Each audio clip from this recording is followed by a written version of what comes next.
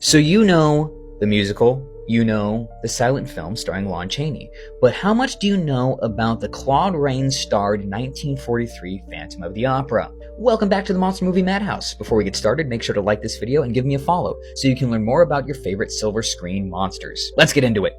Plans for a remake of the Phantom of the Opera actually began in 1935, and this version was going to be really interesting. It would have been set in modern-day Paris, and would have portrayed the Phantom as a psychologically wounded vet of World War I. He would be physically unharmed, but he was supposed to imagine that he had a disfigurement.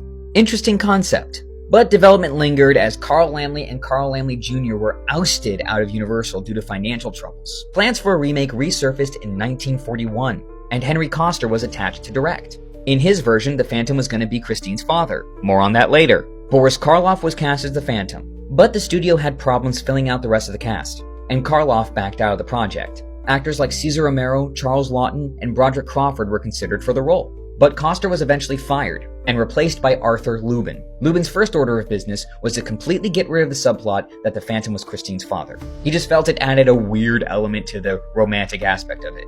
And yeah, he's right. It's weird. Lubin also cast Claude Rains in the role, saying, quote, he was the only choice, end quote, to play the role.